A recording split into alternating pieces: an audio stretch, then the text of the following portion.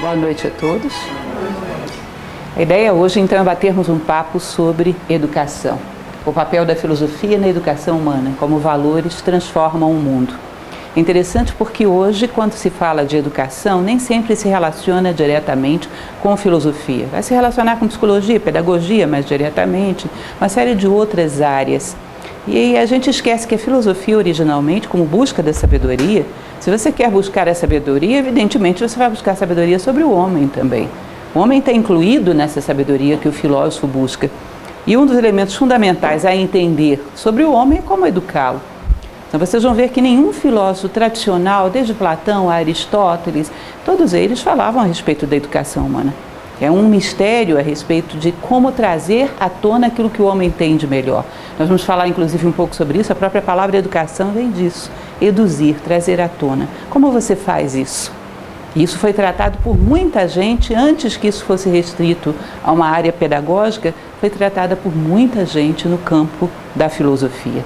Então é interessante quando vemos hoje um lugar comum dentro dos discursos que nós ouvimos pela sociedade afora, mais ou menos unânime, é que os problemas da humanidade atual são resultado da falta de educação, não é isso? O problema é da educação, tudo, desde os nossos problemas políticos, sociais, tudo vem da falta de educação. E aí há mesas redondas que falam sobre isso, como eu falei para vocês, mesas redondas multidisciplinares, mas em geral não tem nenhum filósofo lá. Não se considera que a filosofia tem algo a dizer sobre isso. Agora, vejam bem, que o problema é da educação, todos estamos de acordo, mas que educação? O que nós estamos chamando de educação? Qual é a educação que resolveria os nossos problemas atuais? Porque se você pegar grande parte dos escândalos econômicos, sociais que temos tido no mundo nos últimos tempos, foram provocados por pessoas com muitos anos de escolaridade ou por poucos? Com poucos.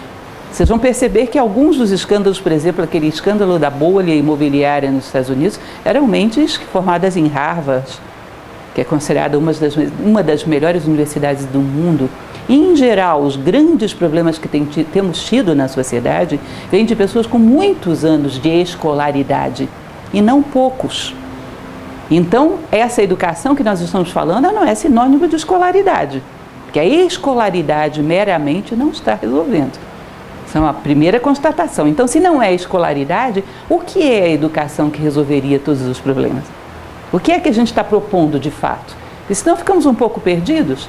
Quando são feitas essas mesas redondas que constantemente são convocadas para discutir o problema da educação, a primeira coisa que a gente deveria fazer, eu acredito, é definir o que é educação. E não como aperfeiçoá-la, mas talvez como reconstruí-la, retomar o espírito original do que era educar um ser humano, né? Então, o que é investir na educação? Eu coloquei para vocês, inclusive, alguns dados que nós vamos ver agora, de uma pesquisa que foi feita há algum tempo numa instituição internacional, que reuniu especialistas de todo o mundo. E foram feitas algumas reuniões, inclusive no Brasil, e algumas respostas foram apontadas. E as respostas giram em torno disso. Quem tem interesse, depois eu posso passar as fontes para que pesquisem na internet. Depois de uma mesa redonda de meses, discutindo os problemas da educação, a conclusão que se chegou foi isso. Vejam bem que interessante. Investir na educação seria melhores instalações e equipamentos nas escolas, maior segurança, poder de polícia, mais renda às classes carentes, melhores salários e mais formação aos professores, e projetos sociais que envolvem lazer, arte e esporte, aquilo que eles chamam de fazeres artísticos e esportivos. Vamos e venhamos. Do ponto de vista filosófico, vocês percebem que para essa visão muito bem intencionada, não nego, todo o problema da educação resume-se à falta de dinheiro? Se tivermos mais dinheiro, seremos todos mais educados? Todos mais felizes? Mas nós acabamos de constatar que a maior parte dos problemas vem das pessoas que tiveram acesso a uma educação, digamos, escolaridade, às vezes de alto custo, que vem às vezes de altas camadas sociais. Então, tem alguma contradição, tem algo estranho aí.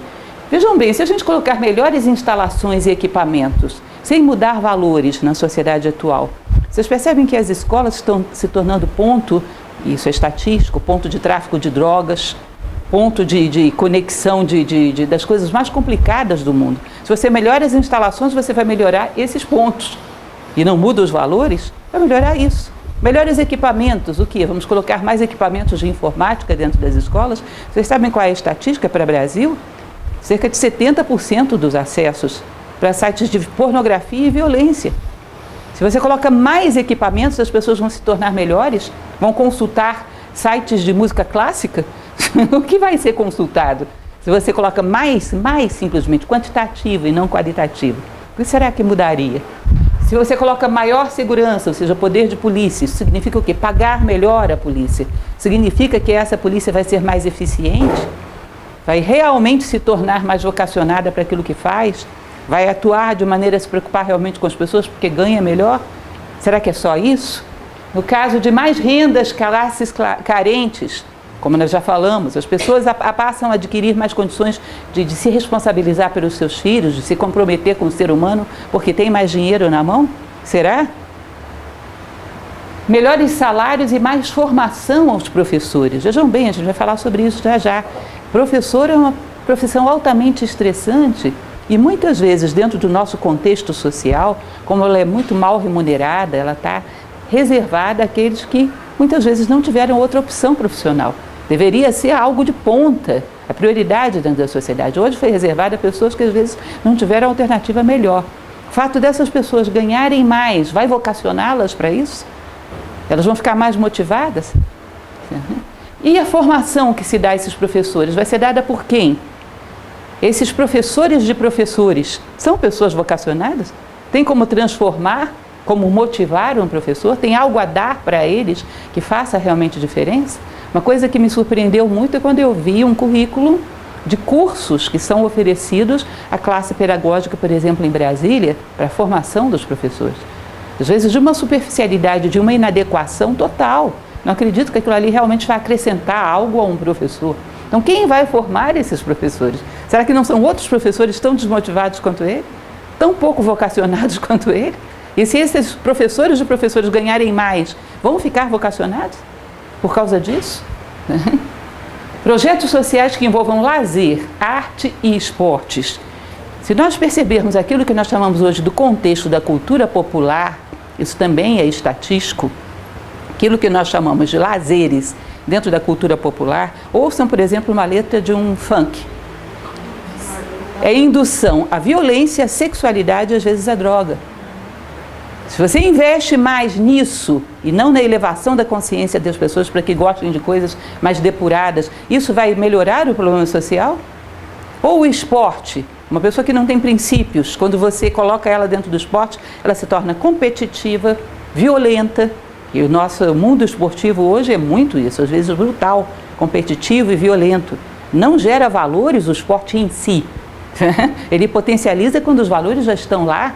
Quando não estão, não vai ser por causa de esportes que alguém vai se tornar mais fraterno. Muito pelo contrário, vai incitar o elemento da violência.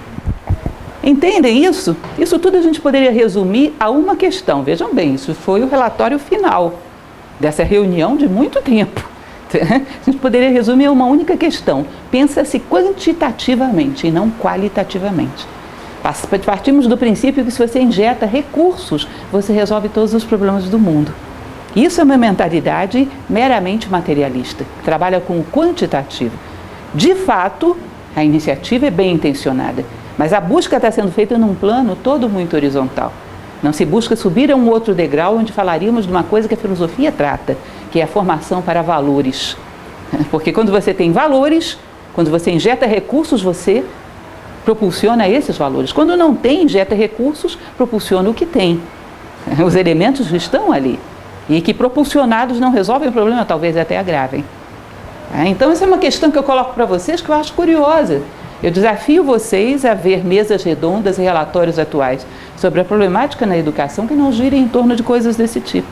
Geração de renda, geração de recursos, como se fosse uma questão quantitativa.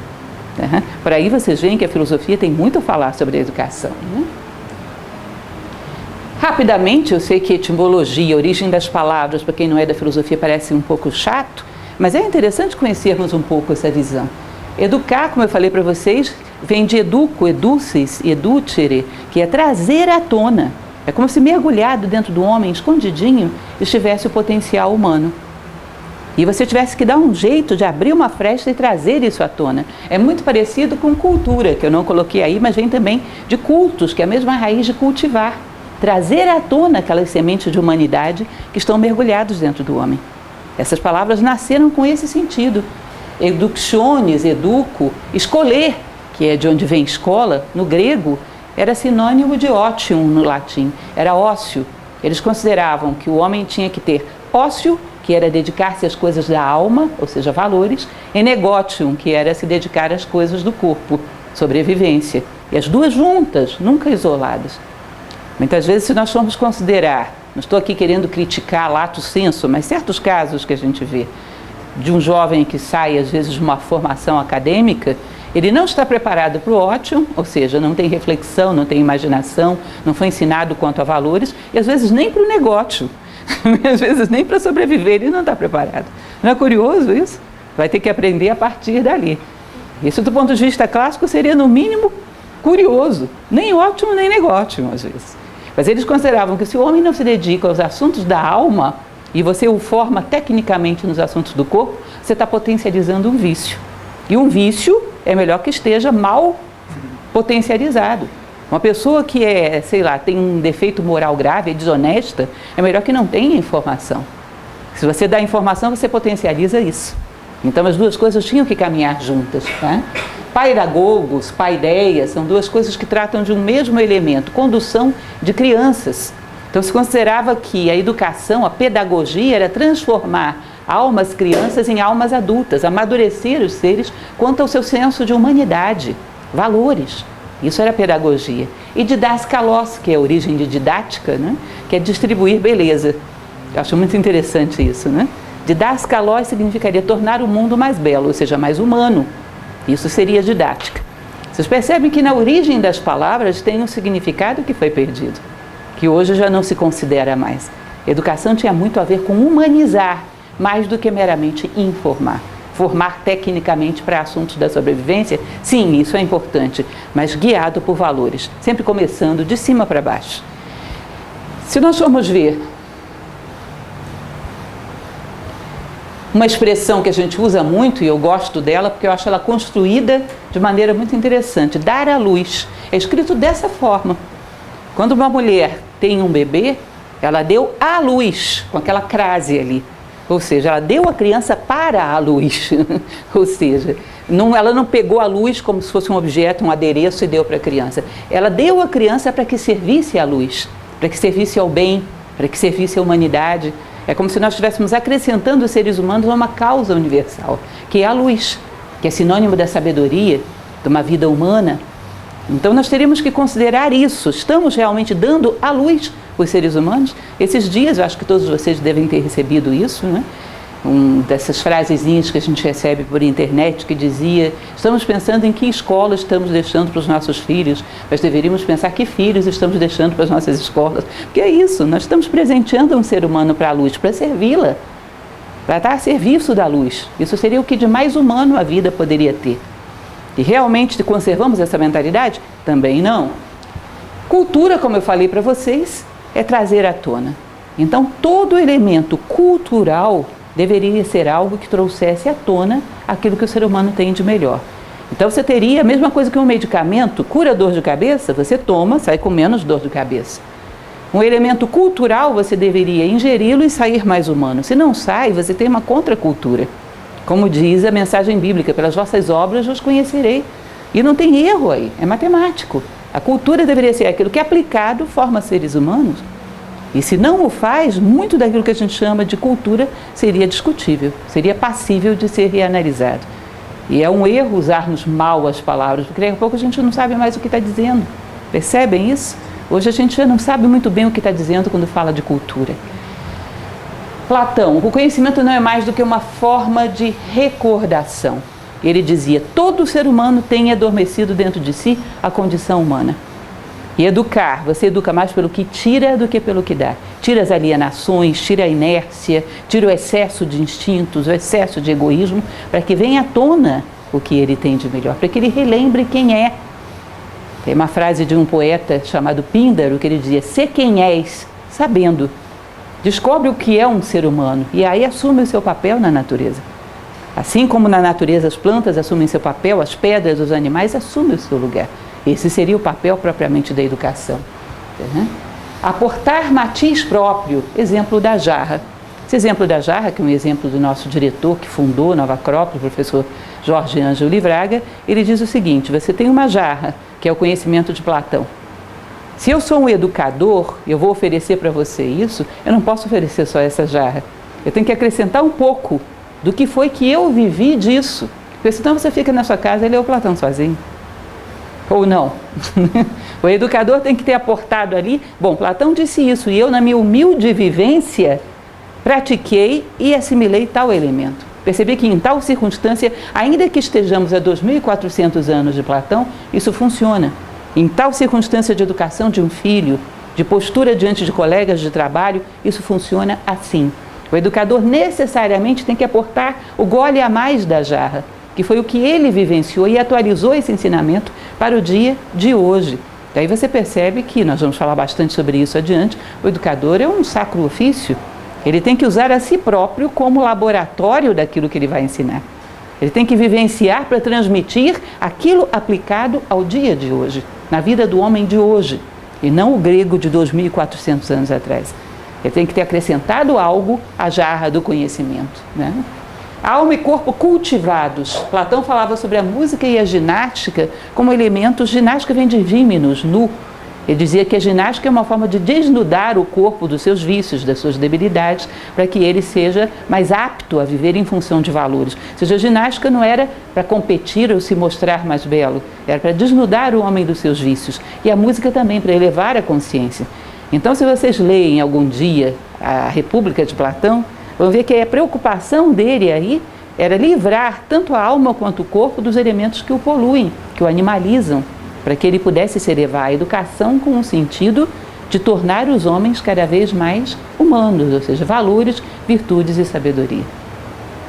Imaginem vocês que vocês tenham necessidade de um empregado, tem uma empresa e colocam um anúncio de emprego num jornal. Em geral, nós procuramos aquela pessoa que tem um currículo, ou seja, que já teve anos de formação nessa, naquela ou naquela outra área. Você não vai encontrar no jornal um empresário, pequeno, médio ou grande, que diga o seguinte: eu preciso de um funcionário que não necessite de nenhuma formação, mas que seja uma pessoa honesta e íntegra. Você não vai encontrar esse tipo de anúncio. E, no entanto, veja bem, se você é um empresário e tem um funcionário que é honesto e íntegro, uma formação técnica você ensina a ele. E se ele realmente é honesto e íntegro, ele quer aprender. E vai demorar aí algum tempo, mas vai aprender. E se você tem uma pessoa com uma formação técnica impecável, mas é desonesto, competitivo, e está querendo te passar a perna para sair dali, levando os segredos da tua empresa, você tem como fazê-lo, colocá-lo num cursinho de honestidade? Num cursinho de integridade? 6 meses ele sai de lá íntegro? Não tem jeito para isso. Percebe que é um defeito que não tem correção a curto prazo. É um processo delicado que ele pode adquirir ou não em algum momento. E, no entanto, isso é muito mais valorizado do que os valores. Valores são dificílimos. Quem tem, bom, você ensina o que essa pessoa necessita saber, porque o fundamental ela tem. Formação técnica, isso se adquire se é necessário, nas mais diversas áreas. Então, nós vamos ver que dentro da ideia da educação seria a mesma coisa. Um educador fundamentalmente teria que ter valores, e velar por eles. Bom, o que é o educador? Existe um livro, inclusive, de um professor paulista chamado Dante Donatelli, que ele escreve Quem me educa? E esse livro, que é da editora Ática, 2002, se eu não me engano, é um livro interessante, onde ele coloca um monte de estatísticas e ele mostra a situação. Ele era dono de uma rede escolar, de um grupo de escolas em São Paulo, e mostra a situação atual. Primeiro, de um professor de rede pública, que a gente não precisa falar muito, vocês sabem como está isso. Sofre violência dentro de sala. Já aconteceu de professores sofrerem violência física ou serem até mortos dentro de sala ou nas imediações da escola. Então tem que fazer o que o aluno manda, porque o aluno às vezes é um traficante e não tem como impedir que aconteça uma violência, um crime, uma venda de drogas, às vezes à sua vista, porque aí corre risco, inclusive, de integridade física, e isso é um fato muito à vista. Então, o professor de rede pública, às vezes, está desistindo da profissão, não suporta mais. É uma pressão muito violenta, né? E nas escolas particulares? Ele vai dizer, olha, as particulares não estão melhores. Sabe por quê? Porque as escolas particulares são empresas, e as empresas têm uma lógica, o cliente sempre tem razão. Tem muitas outras competindo. Se você frustra a expectativa daquele aluno, tem 10 pessoas distribuindo o folhetinho na porta do colégio, oferecendo alguém que vai agradá-lo mais. Então o professor muitas vezes acaba sendo pressionado, porque o aluno tem que estar satisfeito, porque ele é um cliente, o seu pai paga. E qualquer tipo de pressão para educá-lo vai gerar descontentamento e o pai vai estar do lado dele. Então você não pode educar, porque educar gera um desconforto que o cliente não gosta. E ele mostra um nível de frustração em entrevista a professores, é uma coisa bastante triste de se ver. Uma ampla pesquisa onde ele mostra muitos professores saindo da carreira e abandonando porque esses 2 nichos do mercado são insuportáveis, são altamente frustrantes, né? Agora imaginem vocês o que ele diz. Isso é um desafio para o professor que tem vocação. Uma pessoa que nasceu para isso, que ama dar aula, ela se sente desafiada. Agora imagine que na maior parte dos casos nem se tem a vocação. Porque como eu falei para vocês, há uma pressão social que empurra para essa profissão, às vezes a pessoa que não teve uma oportunidade numa outra área, porque ninguém quer essa área hoje em dia. Experimentem ver um filho dizendo para o seu pai que quer ser professor, imaginem qual vai ser a reação. Ninguém quer essa área hoje em dia. Então, às vezes, com toda essa pressão, o cidadão ainda não tem vocação. Está ali porque não teve outra oportunidade profissional. E vocês vão ter o contexto do que é o mundo da educação. E aí fica uma coisa interessante que ele diz, que é dramática, mas é verdade, fica um jogo de empurra-empurra do quem me educa. Não, quem educa são os pais, não, quem educa são os professores. E é uma coisa que é um pouco engraçada, porque é impressionante você imaginar que só um grupo de pessoas dentro da sociedade são responsáveis por educar. Então eu sou pai, eu sou responsável por educar o meu filho, tá certo. Mas eu educo só o meu filho? Então existe uma área demarcada em volta da minha casa que a partir dali eu faço qualquer coisa, porque eu já não tenho responsabilidade de educar. Quem sou eu? É aquele que está para cá da linha ou aquele que está para lá da linha? Ou eu tenho responsabilidade com exemplo moral e o levo para todos os lugares onde eu estou, ou então eu não educo em lugar nenhum. E se além de pai ou mãe eu sou pipoqueira na esquina de um colégio, ali eu sou também educadora, como pipoqueira. Ou não? Ou seja, quem educa? Todo mundo. Ou ninguém.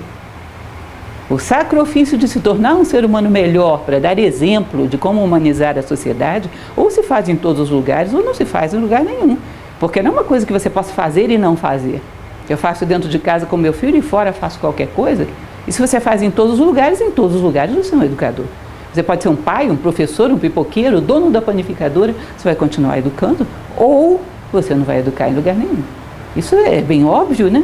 Se você pega o sentido de educação. A educação se dá sobretudo pelo exemplo e se dá quando você acredita naquilo que está ensinando. E se não acredita, como vai convencer alguém? E se acredita, vai vivê-lo o tempo todo. Então, em qualquer lugar você educa. Quem me educa? Todo mundo.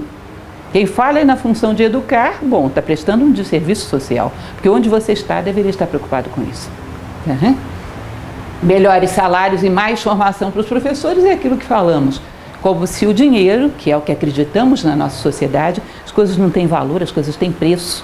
O dinheiro tivesse um toque mágico de tornar todas as coisas perfeitas. Não creio. Honestamente, não creio. Uhum. Mas, bem próprio de uma mentalidade materialista, né? O que eu trouxe para vocês, em termos de palestra, é algo bastante ousado.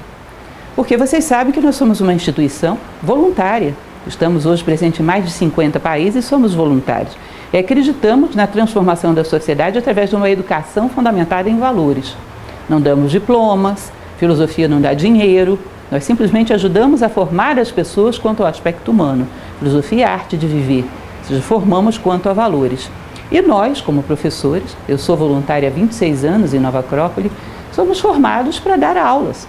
Ensinamos porque acreditamos nisso. Acreditamos que através da pedagogia podemos ajudar a formar humanos. Conduzir os seres humanos a se tornarem adultos, distribuir beleza. Acreditamos nisso e somos formados para isso. Temos dentro do nosso processo pedagógico uma formação para professores. E uma ocasião, numa dessas aulas que temos, a nossa diretora internacional atual, a professora Deri Steinberg-Guzman, ela fez uma lista de coisas que ela considerava fundamental para um professor voluntário de Nova Acrópole que vai ensinar filosofia para pessoas interessadas em filosofia.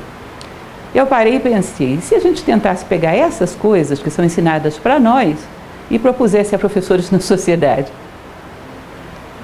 Como é que será que ficaria? Como é que será que reagiriam a essa proposta? A ideia é um pouco inovadora, mas vamos ver o que vocês acham. Está lançada a ideia. Não é nada de bizarro nem imprevisível, mas são coisas que funcionam. Por quê? Nós temos quase 60 anos no mundo fazendo isso, pelo mundo afora, e dá certo.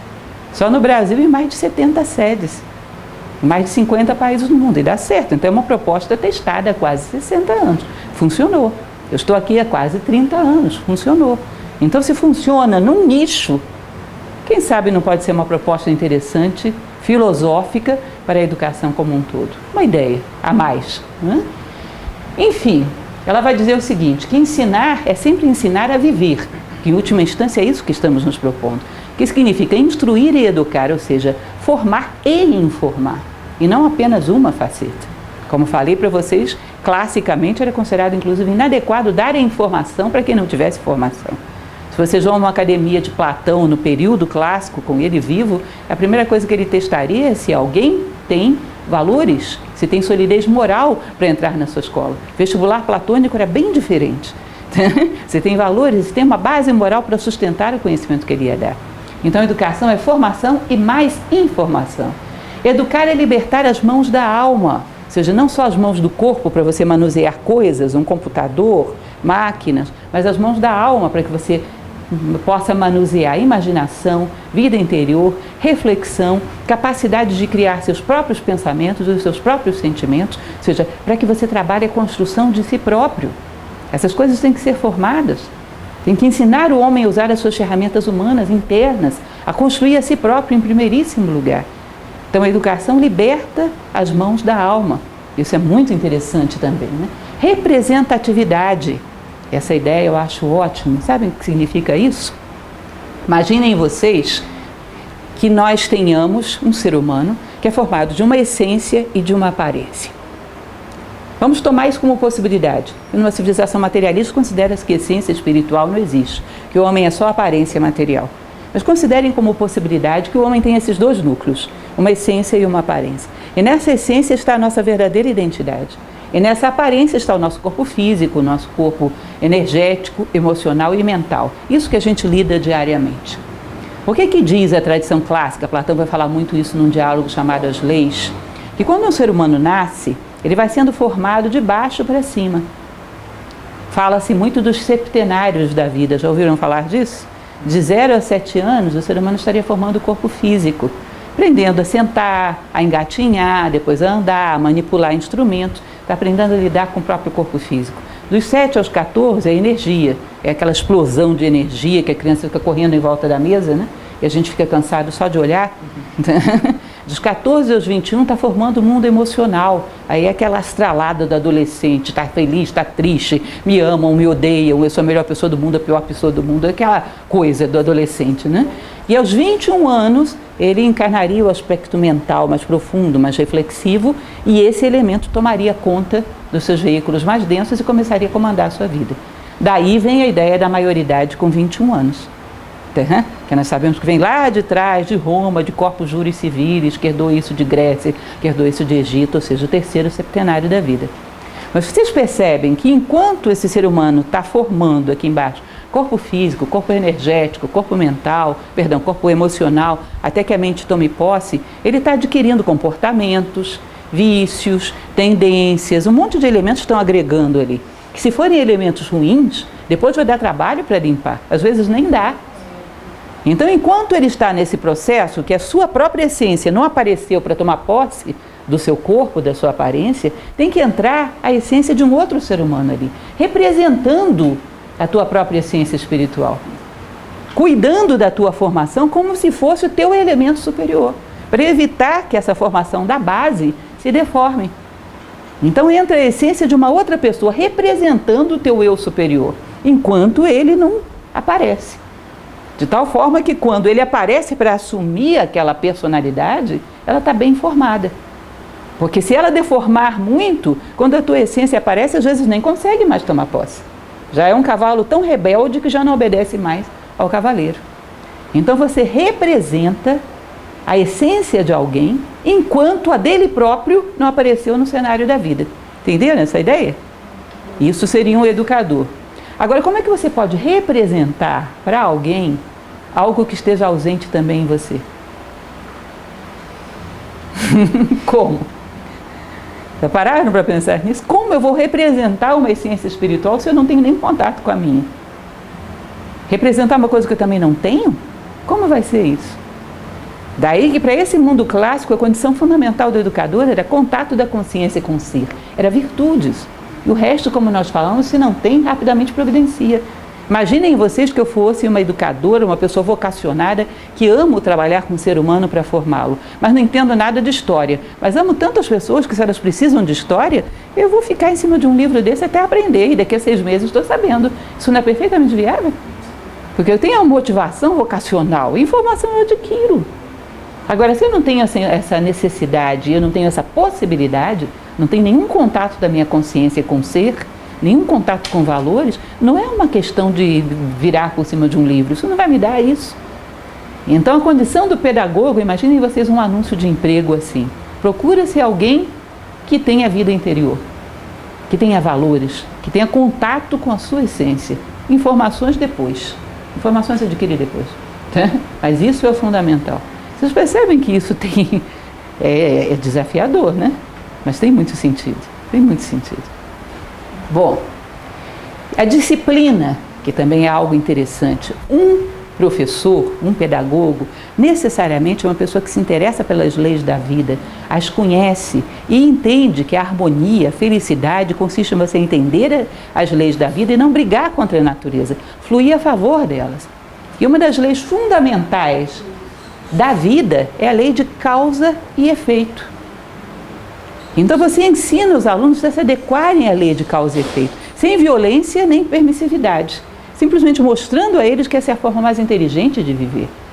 Tá? Porque eu me adequei às leis da vida, eu as conheço, eu sei que elas são reais, então eu ensino um educando a também se adequar. Nós vamos falar um pouco sobre isso adiante. Imaginem vocês a criança pequenininha. Esses dias, inclusive, me mandaram uma outra coisa também. Eu destaco porque é raríssimo recebermos coisas boas pela internet, não? Então, quando acontece, eu acho interessante. Que é uma tabela de pequenas coisas que você pode cobrar de uma criança de 7 anos, 8 anos. Então, junte os seus brinquedos na caixinha. Uma criança pequena, você já pode pedir isso. Você juntou os seus brinquedos na caixinha? Bom, então você tem direito ao programinha da televisão ou à sobremesa. Você percebe que tem uma causa e efeito? E se essa criança não faz absolutamente nada do que lhe corresponde e tem direito à sobremesa e ao programa da televisão, ela vai criar uma ideia errada na sua cabeça, de que sem mérito você tem direito a benefícios. E cresce assim, nada de méritos, todos os benefícios. E ela sai para a vida achando que a vida vai tratá-la como seus pais trataram, que sem nenhum mérito ela vai ter direito a tudo, que todo mundo vai trazer isso de bandeja. E a vida não faz isso. A vida trabalha com uma lei inexorável de causa e efeito. E você desajustou esse jovem a essa lei da vida. Ele vai se atirar nos abismos da vida, por quê? Vai esperar que alguém segure e ninguém vai segurar. Ou seja, desajustar as leis da vida é antieducativo.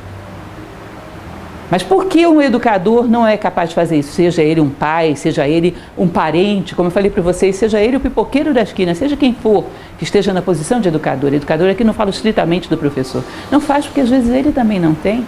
Ainda não se adequou a essa lei, ainda está brigando contra ela, ainda está apanhando. Não tem uma compreensão mais profunda sobre as leis da vida. Não tem reflexão, não tem harmonia com elas. Então é a música do Djavan, né? Sabe lá o que é não ter e ter que ter para dar. É um pouco o que se vive. Tá? Gerar compreensão e não adestramento. Vocês já devem ter visto, aqui pelo lago fazem muito isso, distribuem folhetinhos para a gente, adestre o seu cão. Eu nunca deixei fazer isso com nenhum, porque eu sei o que eles fazem, a pancada até não poder mais, né? Para o cachorro ser bravo com estranhos, enfim. Eles fazem um estímulo através de recompensa e punição, às vezes muito violento. Há que ter cuidado, inclusive, para quem tem animais, com esse tipo de treinamento. Agora, bom, tudo bem, isso funciona para quem queira com um cão. Mas fazermos esse tipo de adestramento com um ser humano é de uma ineficácia, porque educar o ser humano é trabalhar com consciência e não com medo e desejo. Olha, se você for honesto, você vai ter direito a todas as benesses sociais. Se você for desonesto, você vai para a cadeia. Bom, uma hora ele encontra uma oportunidade de ser desonesto sem ir para a cadeia. Por que não faria? Se a única motivação é o medo da cadeia. Adestramento funciona bem com consciência animal. É o ratinho no labirinto, você dá um choque elétrico ou dá um pedaço de queijo. Com o ser humano funciona a consciência. Senão nas frestas do adestramento cai a máscara social e ele se torna qualquer coisa. Então nós temos visto direto pelo mundo afora, quando houve o terremoto no Chile, quando houve a coisa de uns 5 anos atrás, aquela pequena confusão que aconteceu em Londres, que você via a classe média quebrando vitrines e roubando coisas. Vocês viram isso? Situações de exceção, quer sociais, quer geológicas, seja que for a natureza, você vê pessoas aparentemente cidadãos cultos e ilustrados quebrando vitrines e roubando coisas. Sabe por quê? É uma situação de exceção, ele não é punido. Então a máscara do adestramento caiu. Adestramento não gera consciência. Platão costumava dizer que você é aquilo que você faz quando a última porta se fecha atrás de você. Se você fosse Robinson Crusoe e vivesse sozinho numa ilha, você seria honesto? Seria, porque eu sou um ser humano e me sinto feliz com honestidade. Me realizo com isso. Bom, esse cidadão é honesto. Mas se eu faço para inglês ver, quando os ingleses não estão olhando, eu serei um animal. Isso é adestramento e isso não é humano. Isso não gera consciência. Educar um ser humano é gerar consciência, né? Outra coisa, reflexão em qualquer disciplina. Isso são condições que são ensinadas para nós, professores de filosofia, da maneira como ensinamos em Nova Acrópole. Estou passando para vocês. Reflexão em qualquer disciplina, conhecimento como fim. Se vocês considerarem que o homem, cientificamente, é o Homo sapiens sapiens, se caracteriza pelo amor ao conhecimento, não amamos o conhecimento. Cidadão quer o conhecimento para quê? Para passar no vestibular. Amanhã é dia de Enem. Vocês acham que essa massa de jovens que vão fazer essa prova amam o conhecimento ou querem uma vaga em alguma coisa? E se pudessem ter acesso a essa vaga sem esse estorvo que é o conhecimento, de maneira segura, quem não diria sim? Conhecimento é um meio desagradável para você ter acesso a um curso universitário que vai te dar status e dinheiro, a um emprego público que vai te dar status e dinheiro. Se você pudesse alcançar essas coisas tirando esse obstáculo no meio do caminho, seria muito melhor, porque ele é um estorvo, é desagradável. Agora, que tipo de ser humano você forma considerando que o conhecimento é um estorvo?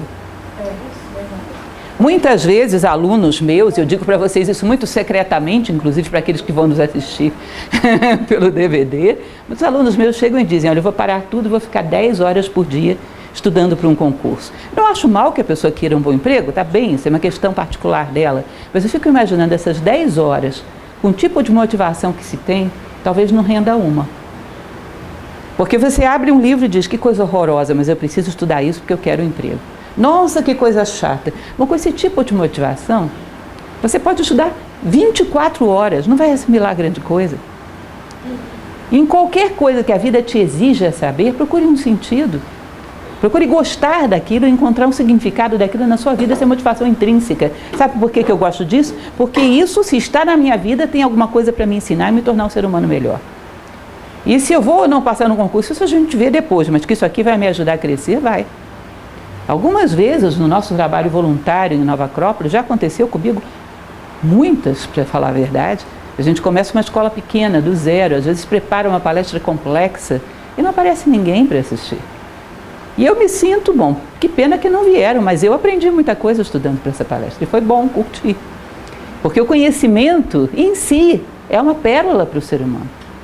Se as pessoas querem ou não recebê-lo, se isso vai ter uma utilidade social depois, é depois, mas o conhecimento em si, isso é uma característica que a filosofia procura provocar no ser humano. Onde existe uma pegada de inteligência, para um filósofo ele para e olha, ele quer saber. Por exemplo, você não gosta de vinho, mas tem um programa na televisão passando, mostrando uma vinícola requintada, mostrando como é que eles fazem para depurar o melhor sumo do vinho. Já contei isso para vocês numa palestra, lembra? Que eles cortam todos os ramos inferiores da planta e deixam só um raminho lá no alto para a seiva concentrar e produzir, ela tem o trabalho de subir. e produzir a melhor seiva lá em cima, a melhor essência para o vinho. Eu olho e penso, que interessante. A vida também faz isso, sai nos levando até longe, colocando dificuldades para a gente acender a consciência e produzir a melhor seiva humana. A maneira como as abelhas produzem o mel, ainda que você não goste de mel, você percebe que o ser humano, onde tem uma pegada de inteligência, deve ser interessante para ele. O que eu posso aprender com isso? Amar o conhecimento em si. Isso é humano. Qualquer conhecimento, se está no teu caminho, é necessário você aprender. A lei da necessidade colocou na tua vida porque pode te tornar melhor. Então aprende com ele, curte.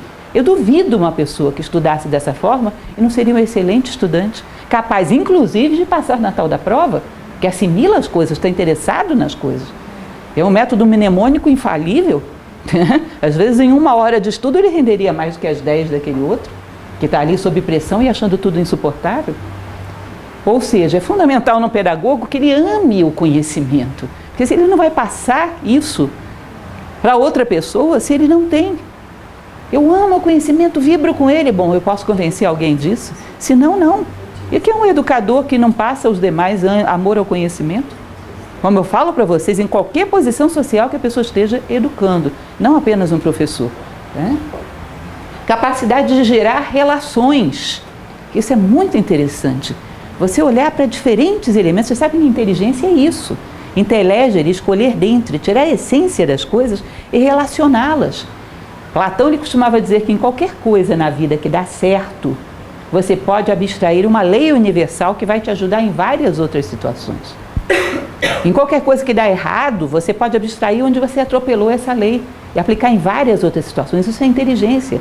Capacidade de desdobrar, a partir de uma situação prática, um ensinamento que serve para tudo na vida. O professor Jorge Angeli Braga, ele cita num das suas apostilas, que uma vez ele falava a respeito do ser humano para alguns alunos e explicava que o corpo físico às vezes vai numa velocidade, o emocional vai em outro, o mental vai em outro, e essa diferença de velocidades produz no homem um sofrimento. Ele não coordena todos os seus veículos. Aí ele disse que um dos seus alunos, na aula seguinte, chegou para ele e disse: professor, hoje eu estava no shopping e os degraus da escada iam numa velocidade, o corrimão em outra. E eu fui tentar segurar no corrimão e pisar nos degraus ao mesmo tempo, quase que desequilibrei e caí. Aí eu lembrei que o senhor falou dos veículos da personalidade, que se vai cada um numa velocidade, a gente não encontra equilíbrio. Você percebe que coisa interessante? Ele encontrou uma aplicação prática de como harmonizar corpo físico, energia, emoções e mente na escada rolante do shopping. Ou seja, ele viu uma relação. Isso significa onde as coisas não andam em harmonia, há desequilíbrio. Extrair essas relações, ver como é que a natureza funciona. Esses dias eu dava esse exemplo para vocês. Você pega um objeto concreto, como uma cadeira. Abaixo ela é estabilidade, 4 pernas para equilibrar bem no chão. Acima ela é generosidade, é como uma concha para receber o caminhante cansado, né? É como se essas duas ideias tivessem se abraçado no plano das ideias e descido ao mundo. Generosidade abraçada com estabilidade. Gerou uma cadeira que é um objeto maravilhoso. Imaginem se essas duas ideias se abraçam e descem dentro de um ser humano. O que provocaria? Estabilidade no mundo, generosidade, vontade de servir, vontade de acolher, vontade de receber. Você percebe que quem abstrai o significado simbólico de uma cadeira está aprendendo algo que pode ser útil para um homem? Em qualquer coisa na vida você abstrai conhecimentos. Às vezes você está na rua, olha uma cena, aquilo ali ajuda você a resolver um outro problema que não tem nada a ver com aquilo. Mas tem um princípio ali que te despertou para uma possibilidade.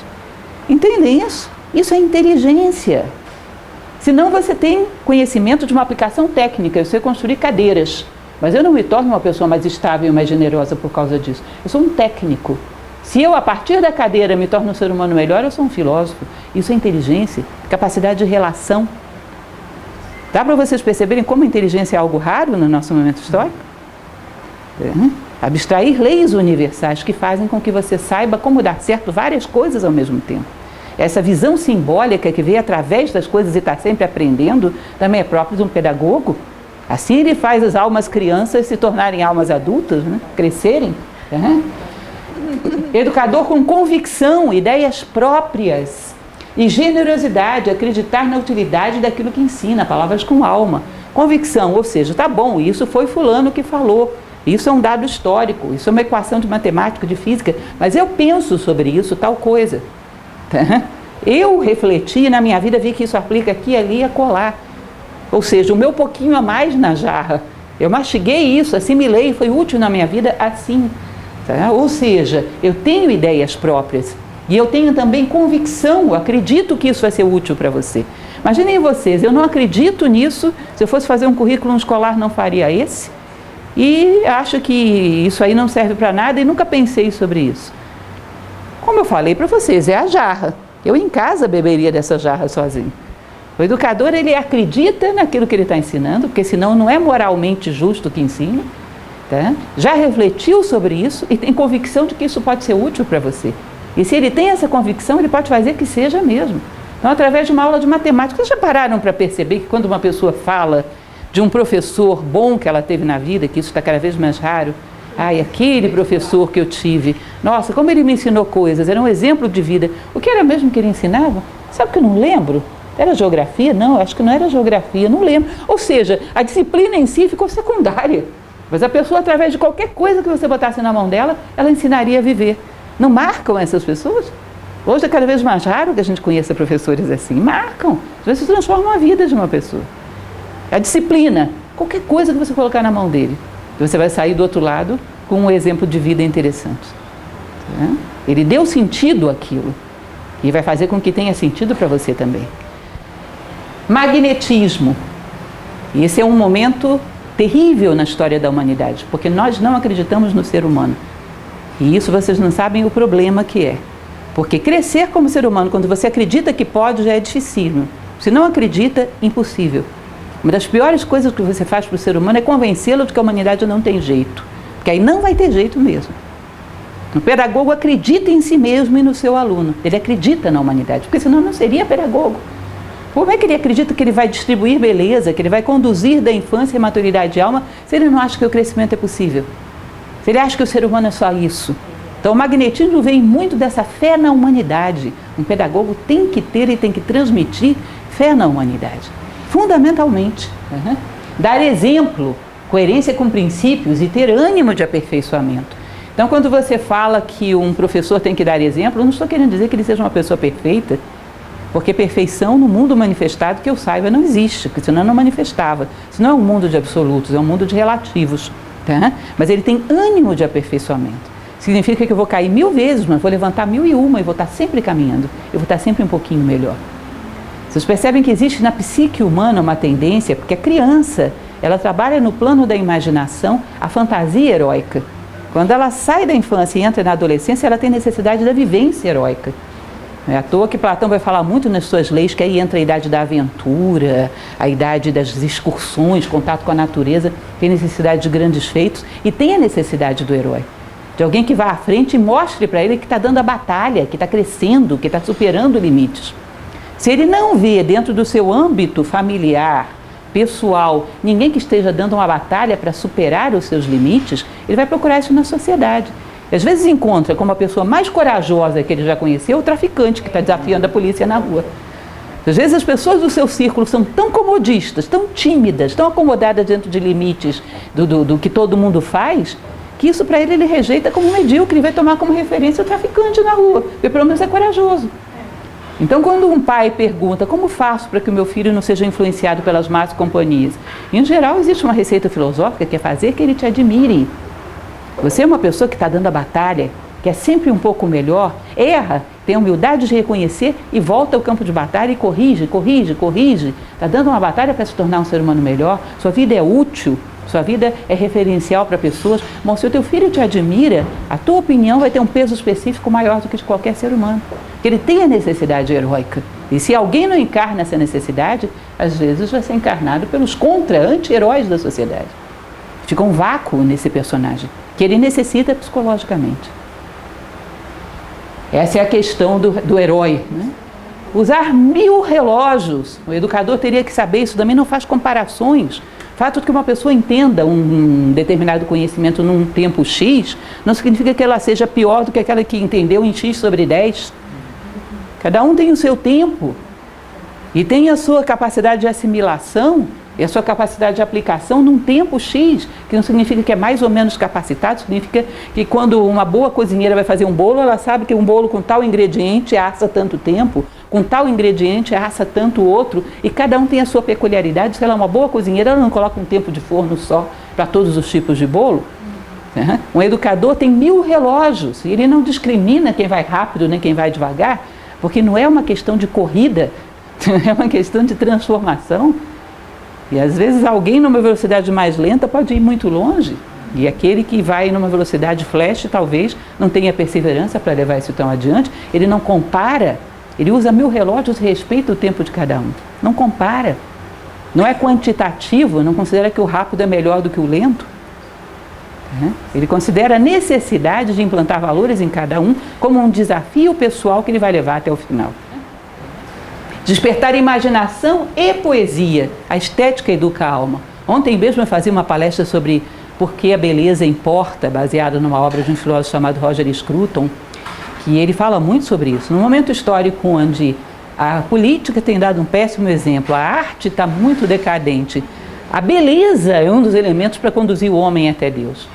Fazer com que a pessoa goste de embelezar o mundo, gerar um ato belo, gerar um momento belo, gerar um ponto de encontro belo, encantar as pessoas por aquilo que é belo, porque no belo existe a harmonia. Saber despertar admiração, formar o gosto, depurar o gosto para gostar daquilo que é belo. Para isso você tem que ter depurado primeiro o seu. Então é sempre sacro o ofício, né? Você tem que ir na frente, depurar o gosto, aprender a gostar, vibrar em sintonia com aquilo que é nobre, justo e bom. Porque isso faz com que você mostre para o aluno, a beleza é isso, e faz que ele se enamore disso. Ou seja, usar de poesia e de imaginação também. Fazer com que as pessoas se perguntem por quê. Por que eu penso de tal maneira? Porque se você parar para analisar a sociedade, a maior parte dos pensamentos não são nossos. Compramos pronto. Fazer com que o aluno passe a analisar essa opinião. Eu criei? Qual foi o fato que me levou a refletir e chegar a essa conclusão? Não existiu, então comprei pronta, não é minha. Deixa eu refletir desde a base para ver se eu concordo realmente com isso. Fazer com que ele imagine possibilidades diferentes de ver a vida. Soltar a imaginação do aluno, fazer com que ele construa a si próprio e não clone simplesmente o software vida que a sociedade roda, que ele tenha coragem de se reconstruir. Pensar a vida, sentir a vida a partir de critérios próprios. Mergulhar dentro de si mesmo e encontrar as ferramentas com as quais ele vai analisar a vida e não comprar a opinião pronta. Não rodar simplesmente o programa que toda a sociedade roda. Amar a individualidade. Isso também exige que o instrutor, que o pedagogo tenha. Você percebe que é uma profissão complexa, não é simples. Educar sempre. Considerar que a vida é inteiramente pedagógica, então estar sempre com a preocupação de estar aprendendo todo dia uma coisa nova. Uma vez eu fiz isso, que dentro da filosofia uma das coisas que a gente gosta de fazer é diário. Não é diário de adolescente, aquele período diário, com a letra enroladinha, né? É descobrir o que a gente aprendeu no dia de hoje. Hoje, não é possível que eu não tenha aprendido nada. Uma reflexão que tenha me tornado um pouco mais consciente, mais lúcida, porque senão foi um dia perdido. Se hoje não teve nada que me fez crescer como ser humano, vai ser um dia que vai cair num buraco negro do esquecimento da minha vida. Não valeu nada. Então, parar ali e perguntar o teu dia, o que eu aprendi hoje, exigir que você esteja sempre crescendo. Percebem? Esse amor ao conhecimento, que você nunca se aposenta de ser aluno, de aprender. Isso é um bom educador. Está tirando sempre aprendizado de tudo na vida. Então, é educar a si próprio, ensinar a fazer síntese. Isso é uma coisa que parece boba, mas vocês não sabem como é importante. Quer ver uma coisa prática que é terrível para um professor? Ninguém sabe fazer resumo. Você dá um texto de 20 linhas para uma pessoa, pede para fazer um resumo, ela te entrega um de 19, ou então de 21. Sim. E às vezes pega aleatoriamente um pedaço do texto, esse parágrafo, e te dá. Como assim? Síntese significa, eu peguei a essência das coisas. Um dia você vai se colocar diante da morte, vai ter que olhar para trás e dizer qual foi a essência da tua vida. Saber, capturar o que foi importante, o que você aprendeu, o que você cresceu, o que permitiu as pessoas crescerem. Todas as situações da tua vida é isso, elas exigem que você olhe para elas e diga, o que isso está querendo me ensinar? Qual é o coração disso? Qual é a essência? Você tem um hábito de ser disperso e de ter atenção periférica e não vejo a essência de nada? Você acha que você vai ver a essência da sua vida? Sua natureza não dá saltos, aprende-se no pequeno aquilo que você vai fazer no grande, isso é evidente. Então, dá um texto para você, você não sabe me dizer qual é a ideia que está sendo passada ali. Você vai saber dizer isso em relação aos acontecimentos que você está vivendo, os teus relacionamentos, você não vai saber. Uma pessoa, um ser humano que ama o conhecimento, ele está ouvindo o que você está falando e já está tentando pegar o resumo da história. O que ela está querendo dizer com isso? Pá, é essa a ideia, peguei. Atesourei, examinei, concordo, não concordo por causa disso, por causa daquilo, disseco, analiso junto e te dou a resposta. Puf, isso sim, isso não. Tá? Mas eu sei o que você está falando. Eu costumo dar aula de técnica de estudo, gosto muito desse curso. Eu acho uma coisa louca, às vezes, uma situação que eu já vi acontecer N vezes, inclusive com alunos meus. Uma pessoa perde uma aula e vai perguntar para alguém que esteve naquela aula como é que foi. Ah, foi muito boa. Mas o que tinha lá? Ah, muitas coisas. Me diz uma. Ah, você me pegou assim de surpresa, de chofre, não sei dizer. Uma ideia, você não sabe dizer? Não, tem que pegar minhas anotações. Ou então a pessoa chega e diz assim, olha, não sei, foi legal, mas ela estava com uma blusa tão bonita. Nem te conto. Nem te conto. A blusa era bonita. Mas o que ela falou? Ah, não sei, eu não guardei assim, tem que pegar minhas anotações, mas a blusa era bonita. Você percebe, a atenção é periférica, pega detalhes, não pega o coração das coisas. Vocês acham que isso não vai refletir na postura diante da vida? Com certeza. Um professor tem capacidade de ir ao coração das coisas, buscar a essência das coisas, ensina isso para o seu aluno. Olha, de tudo que a gente aprendeu hoje, o essencial é isso. Vocês entendem por que isso é importante? É essa a ideia. Vocês entenderam por que ele é fundamental? Ele tem que ter essa capacidade. Uhum. Simplicidade, clareza, precisão, como dizia Leonardo da Vinci, a simplicidade é o maior dos requintes. A compreensão é o objetivo. Uma das coisas que hoje, muitas vezes, até mesmo dentro de sala de aula, porque isso é muito comum em palestras públicas, mas às vezes até em sala de aula também acontece, que o foco não seja conhecimento, mas a pessoa que está ensinando. Vocês já viram? Palestra hoje, isso é a coisa mais comum, é chamada oratória emocional, onde a pessoa não quer transmitir nenhum conteúdo, mas quer que as pessoas achem que ela é boa. O conteúdo é admirarem ela e gostarem dela. A mensagem em si não tem. Um professor jamais, ele não atrapalha o conteúdo, ele está ali para ser um canal, o centro da aula é o conteúdo. Cícero, que era um pensador romano, ele costumava dizer, um mau orador, as pessoas saem de lá pensando nele. Puxa, você viu que cara inteligente? Oh, como ele fala bem. Isso é um mau orador, as pessoas saem pensando nele. Um bom orador, as pessoas saem pensando em si mesmas. Sabe, ele não atrapalha, ele é um canal discreto, sóbrio e eficiente, através do qual o conhecimento, que é o centro, é transmitido com eficiência. Uhum.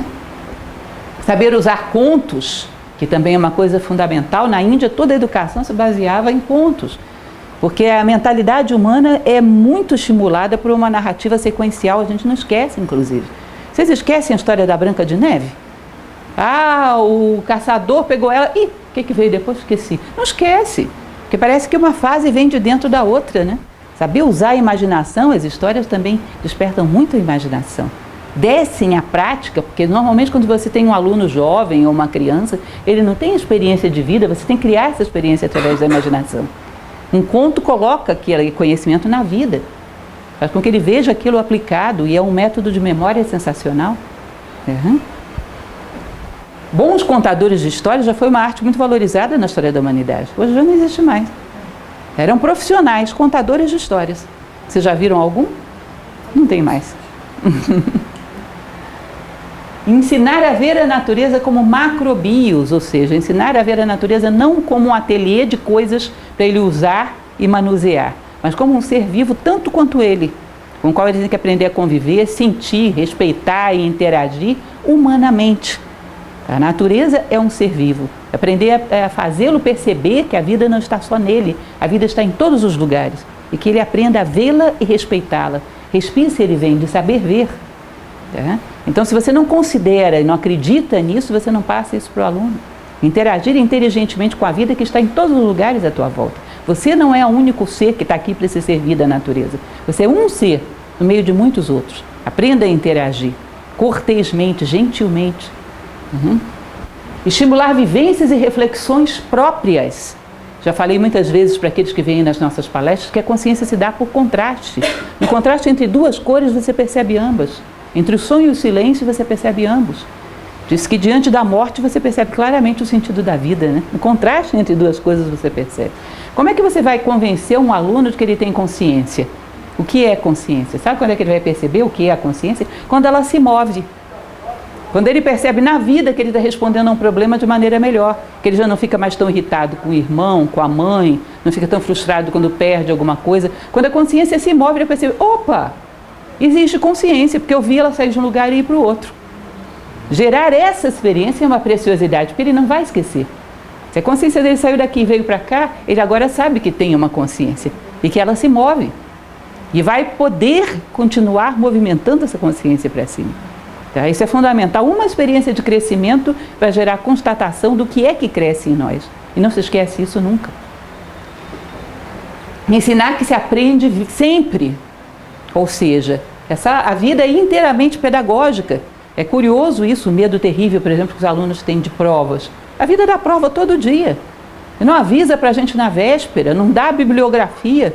Todo dia ela te dá provas, a vida é inteiramente pedagógica. Fazê-lo estender a sua sede de conhecimento além da sala de aula. Perceber que a vida, toda ela, é uma sala de aula. Ensiná-lo a ver simbolicamente e aprender com tudo. Trazer as suas experiências, compartilhar, aprofundar, dar valor às experiências que se recolhe, como esse aluno que falou sobre a escada rolante. Dá valor, um professor superficial diria, isso é uma estupidez. Dá valor às reflexões que se faz, estimulá-las, ensiná-lo a ver através da sua vida os conhecimentos que estão sendo aprendidos. Como eu falei para vocês, informar, sem informar, você está criando violência high-tech. Se uma pessoa não tem moral, é melhor que ela não tenha o conhecimento. Se você não é capaz de transformar essa base em moral mal construída, é melhor que ela não tenha conhecimento. O que você prefere?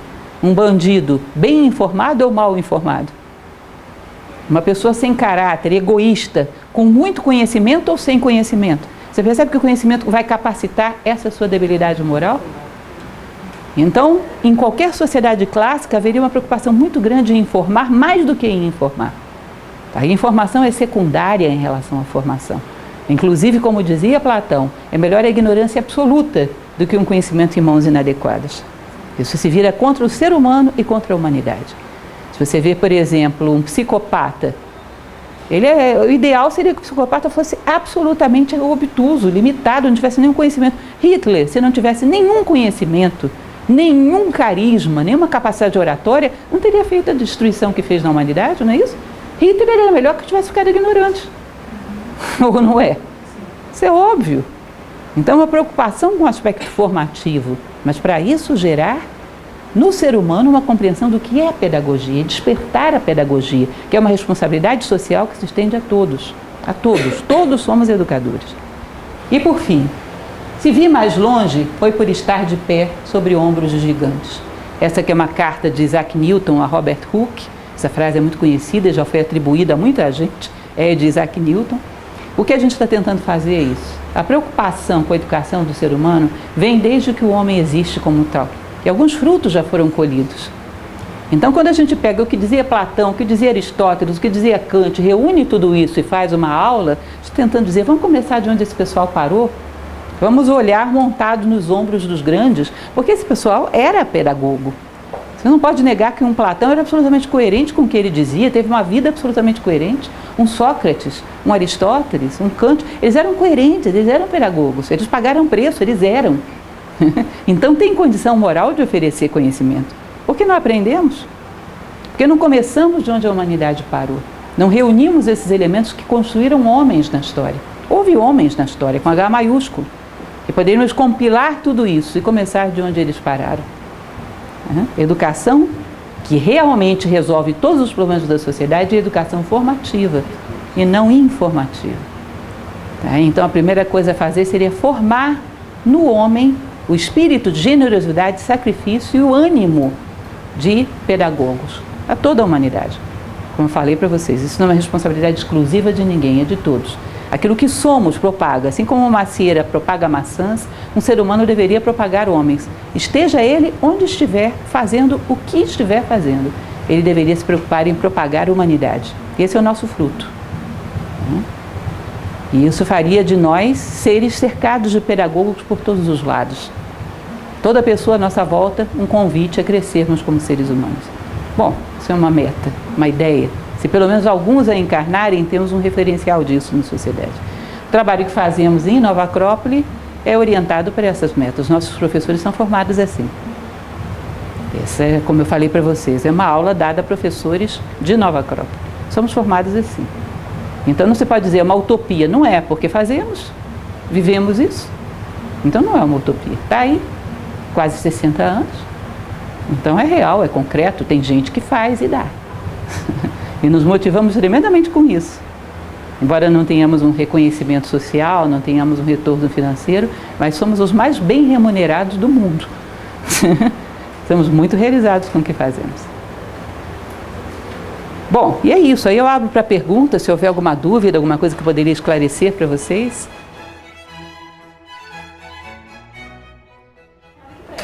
Agora o que você vai perceber é que dentro da filosofia a gente procura uma certa lucidez que não permita a gente cair em uma teoria da conspiração. Não acredito que haja alguém tramando para a humanidade estar assim. O que acredito é que as pessoas hoje são ovelhas conduzidas por ovelhas. As pessoas que estão conduzindo estão ali por uma questão fortuita. Não tem uma natureza para isso. A gente falava da natureza do educador, né? E não tem muita possibilidade também, além de qualquer pessoa que é governada. Então, quando a gente vê alguém que não promove valores, será que ela os tem? Será que essa pessoa poderia promover uma coisa que também não tem, que não recebeu? E a pergunta mais dura e mais cruel, se eu estivesse no lugar dessa pessoa, eu promoveria? E o que a gente quer é soluções muito rápidas. Pegar essa pessoa, vamos lá, ela vai resolver o problema para todo mundo. Nós entramos nessa crise através de um processo de decadência de valores que foi séculos. Para sair também não vai ser rápido. E é uma reconstrução de homem por homem. Ou seja, se eu me comprometo em reconstruir a mim mesmo, isso é um ato político. Isso influencia as pessoas à minha volta, isso vai gerando um efeito cascata, um efeito onda. E daqui a pouco você vai ver que tem um grupo de pessoas que já geram uma influência dentro da sociedade. Você que é dessa área de informática, esses dias eu vi uma coisa que eu não sei se é verdade, mas eu achei muito interessante. Que uma informação que alguém joga na internet, através de um número X de contatos, pode ir até o extremo do mundo e voltar. Uma conexão de 10, 15 pessoas, você pode cruzar o mundo com uma informação. Eu achei interessante isso, como é que na nossa era de comunicação comunica-se rápido aquilo que é bom e aquilo que é ruim. Bom, jogue coisas boas, seja um referencial, mas não vamos acreditar em milagres. A gente desceu degrau por degrau, sobe degrau por degrau também. Teoria da conspiração é bom, existe uma máfia tentando levar a humanidade para o buraco. Não, existe no governo pessoas que não têm valores, mas quem tem para criticá-los?